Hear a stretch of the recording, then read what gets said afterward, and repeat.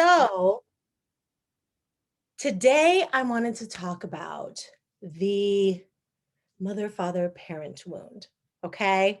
So, oh, and sorry for starting a couple minutes late today. My husband got this like impromptu invitation to hop on a helicopter to the Tadrios and paraglide. And like, I mean, who would say no to that? So we had a little bit of shuffling to do. So I'm stoked for him to be on a helicopter right now. I hope he's having fun. So, anyway, today I want to talk about this wound, okay? And a lot of people, oh, yep, I got to go live here.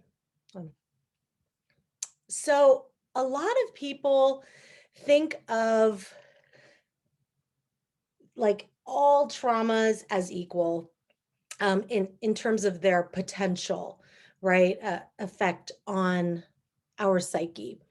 And I will say that one thing I've seen is one of the deepest wounds, though, has to do with this parent wound, and some people call it the mother wound, but really it's about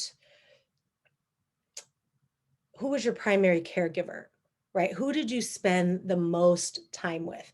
Because that is where we learned how to interact. It's where we like formed our attachments, right? And it's that person who we spent the most time with, whether it was a relative that wasn't our biological parents, whether it was our mother, whether it was our father, whether it was whatever you call your primary caregiver. It's that person that we spent that intimate time with. And Philip Moffat kind of described this wound as a karmic knot. It's almost like we're born vulnerable to this wound with this person, right? And then they go and wound us, and it feels so painful compared to if someone else did it, right? Now, when we are developing this bond with our primary caregiver, there's a few things that we expect from them, right? In this connection. One of those is that they understand you. So you cry and then they come to you and then they give you what you need and you're like, "Oh, they get me." It's not like you're hungry and then they keep changing your clothes or something, right? So that's an important need that we have as we're developing our sense of trust in the world. The other thing we expect is caring, right? So, not just that someone understands us, but that there's this sort of kind regard for us and they care for us. Interestingly, in Buddhism, there's the sort of analogy of a bird of awareness that has two wings. And one of the wings is wisdom, and one of the wings is compassion. And the bird can't fly without either of them. Because we have seen people that have a lot of compassion, but not the wisdom, right? So they go out and they think they're doing the right thing. They have such good intentions. But when the wisdom's lacking, sometimes we can make things worse, right? No matter how good our intentions are. So we have the wisdom and the intention in this way as we're developing understanding and caring, right? Wisdom and compassion, understanding, caring. And when we don't have either of those needs met, there are many more that I won't go into today. So you could listen to the pod if you want more of that. But if we don't get those needs met, we don't trust in the world as much, right? We don't trust in ourselves as much. This may manifest as an adult as being really needy, right? Like this kind of insatiable neediness. It can be where we're so easily triggered, right? With a sense of abandonment. We can people please. This wound can be created by someone who is overbearing, like almost too on top. It could be created by someone who's neglectful and too hands off, right? So there's so many, there's someone who's like, very critical, very judgmental. I have many clients in Freedom School that have grown up with very sort of narcissistic mothers, for example, who basically everything is self-referential, right? Like if something painful happens to their child, it's, oh, how will this affect me? So it's like, oh, I'm going through this hard breakup. Oh, does that mean you're not going to go to dinner with me tonight? Right? That kind of shit. So, and growing up with that, right? So you're not alone. We all have this wound. Okay. Now, having said that, we also all have our own filters, our own way of remembering things, our own way of translating those things and interpreting those things. So there are some misperceptions that can happen. One of the less common ones, but that really does exist, is this concept of um, my childhood was fine. Like I didn't experience any wounding. I don't recall anything, right? If we look at what it means to become an adult human, I mean, that shit is painful. Like you are going to get wounded. It is the nature of the game, right? So it's kind of crazy to think about how can one move that even with the best intentioned parents who are trying their hardest without some kind of wounding. So one misperception is that everything's fine. I had this misperception. And for those of y'all that have heard about my childhood, you're like, what? Let me take a sip before I go into that. Okay. So I think I was maybe 15 years old. I don't know, sometime in high school. And we were all shooting the shit. I went to school, even though I grew up in the hood, I went to school in Atherton, California, and we would ride our bikes over to Stanford. And then we'd hang out in the eucalyptus trees. We used to call it Sherwood Forest.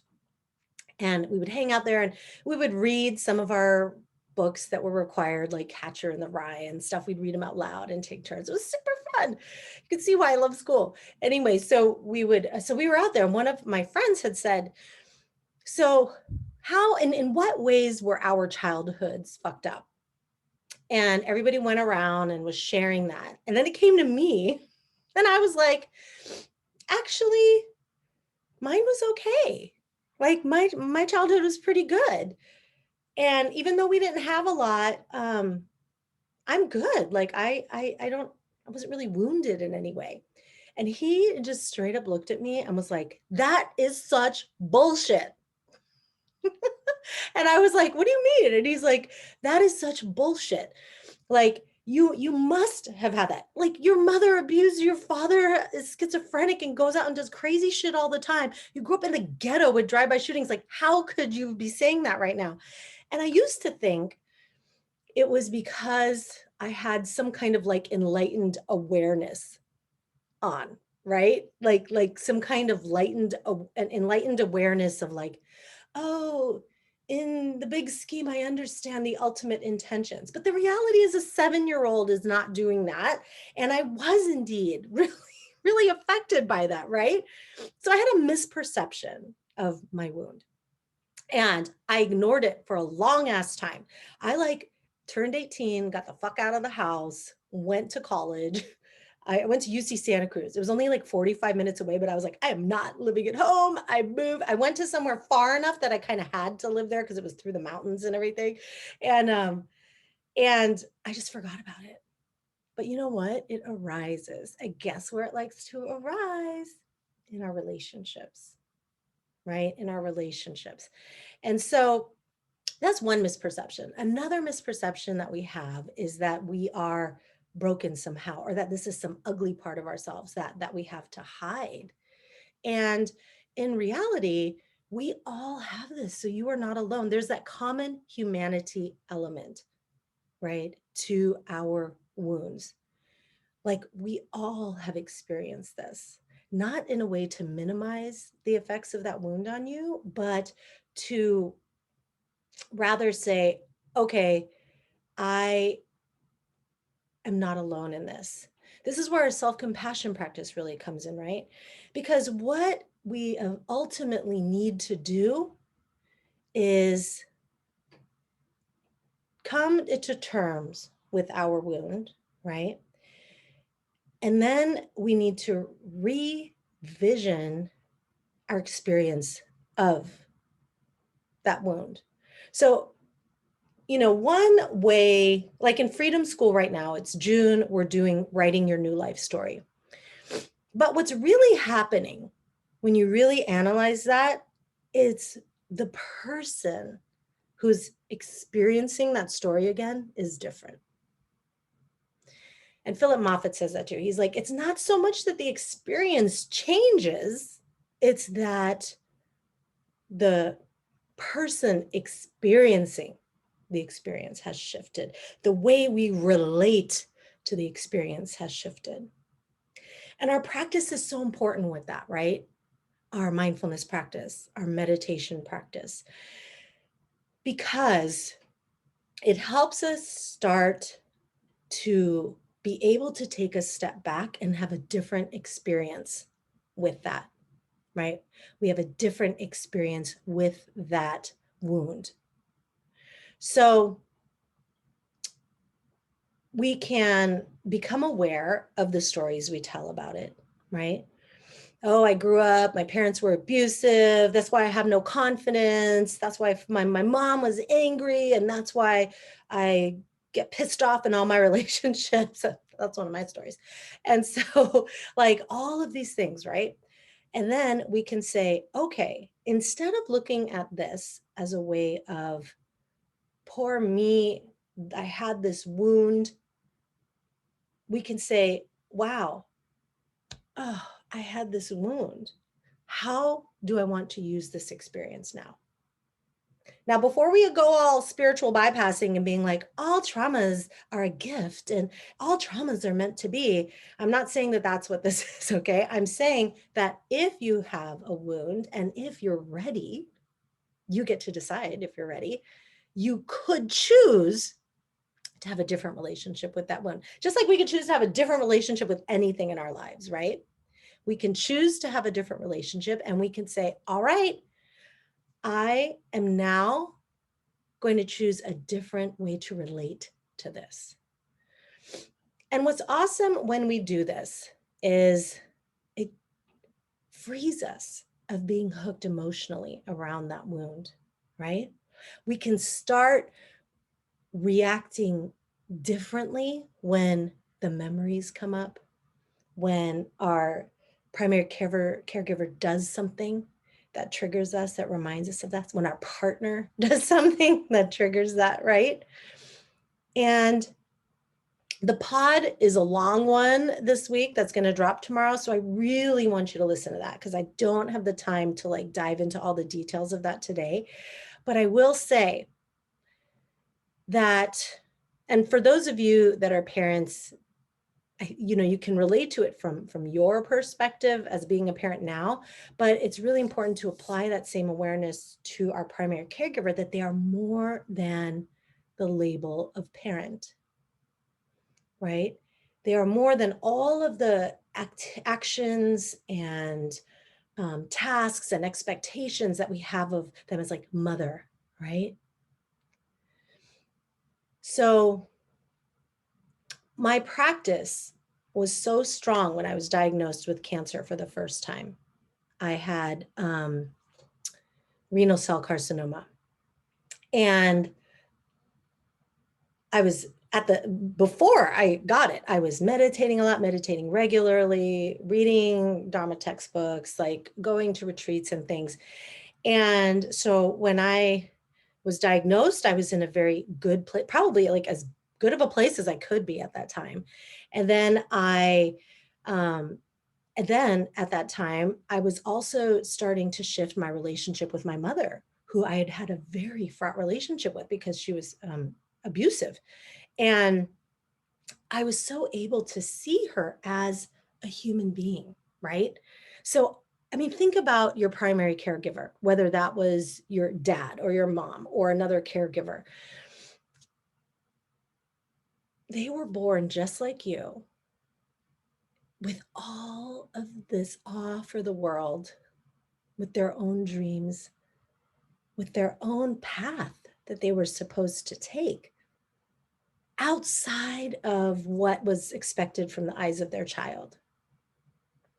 Now, something I didn't talk about on the podcast was when I did a year-long Soulcraft intensive with Bill Plotkin. I had said, so where does my soul um, journey lie then? Like, if I am also raising a child, like, is my soul journey like more important? Because there's people that like leave their children, right, to go follow their path. And the way he said it to me, and Sage Magdalene, who was also working with him, they said, we've entered a sacred contract, right? When you decided to have a kid, and there's no other greater like soul path than, and all of the learning that could be there, and everything is like raising another human being. So I hear that and I'm like, yes, okay. And then the wound arises. It's like, yeah, man, my mom had a sacred contract. I think she kind of fucked it up. Right? But the thing is, I could see that my mom, like when I hear stories now, she wanted to be a singer.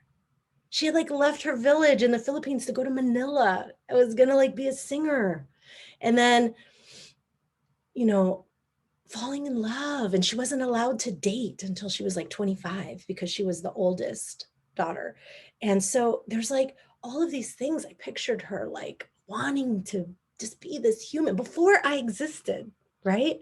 And all of her dreams and everything. And I was so much more able to see that when I was practicing, because I could become a little bit more from my wise mind when I was looking at the situation, right? More compassionate. And we all have access to this, right? We all have access to this. So when we want to process our parent wound, right, we can become aware. So first we have to become aware that we're being triggered, right? So you come home and you're like, oh, I had such a hard day at work and I really just need to stay in tonight. I don't want to go out. And your parents like, what? Why is everything always about you? And you're triggered again or something, right? Or when one of your parents flakes on you again, like they always did when you were a kid, making promises and not following through. We can become aware that we're hooked, right? We apply our self-compassion because even though we could step back and see this like 50,000-foot view, it still hurt, right? So we give ourselves some self-compassion, like, of course I'm being triggered right now. Of course I'm being triggered right now. That was such a painful experience, right? What do I need right now? Do I need to call a friend? Do I just need a minute? What do I need right now? Here's ultimately what we need, no matter what other reason we give for that. We want connection. All of this pain with our parent wound is because we want the connection, the deep connection, that sense of deep connection, of belonging. So when we feel this wound arise and we try to avoid it with over drinking or over Netflixing or stuffing away our emotions, it's because feeling the lack of that connection is so painful, right? So we want to remember that what I am seeking here really is connection. Because what do we often do? I don't know about you, but when my husband triggers my wounds, I pick a fight. I start a fight. And how would that look different if I said, okay, what I really want here is connection. The reason I'm so angry is because I feel disconnected. And so what am I doing here? I'm pushing him away. I'm like becoming less connected, right? When what I really want is to feel more connected. So we can become aware of what we really want ultimately. Now, sometimes we need to do a lot of self-care first to get us out of the stress response, right? But it's good to remember that what we are seeking is that connection, okay? Then we can take a look at a different way of relating, wanting to use this as a path of growth, as a path of, we can make a choice: do post-traumatic stress or post-traumatic growth. Only you get to decide where this fits for you. Only you get to decide if it's going to be used in one way or another without any judgment, right? But if you find you are deeply suffering in this wound, I want to offer that you consider that how freeing it could be to start to relate to it differently and start to see, in what ways can I use this wound to further my spiritual practice, right? All of this is grist for the meditation mill, right? We get triggered, we sit with it. This is the fodder with which we grow. This is how we get tempered in the fire so that we can access these different levels of consciousness and of relating to the things that have happened to us and that are happening to us. So we can have this process go on with someone who's died as well. I talk about this in the podcast. My mom died before I got to heal this wound with her. And I talk about my process of that after. We have a relationship month in Freedom School where we talk about the whole process in relationships of learning how to change how we are and connecting with other people. And I tell people, when you do these activities, you can choose someone who's passed away, who's died, because the relationship is in how we are thinking about the person and the thoughts we have about them, really. So, all right, I have to wrap it up because I'm going to hang out with tea time with my Freedom School people. But I want to encourage you to listen to the pod, okay? Because I walk you through the sort of origins in more detail. I walk you through, how to process that in more detail. Like I said, it's a longer pod. But one of the other cool things that happens, I just want to end on this, is when we change our relationship to the parent wound, we release that other person from our box that we put them in and allow them to be their own being. And that is a gift to give someone. And interestingly, it sets you free. Okay? All right, my friends. Head over to joinfreedomschool.com if you want more of this. We got goodness coming up every week. We have new topics every month. So I hope you come join us. And otherwise, I will see you next week. Okay?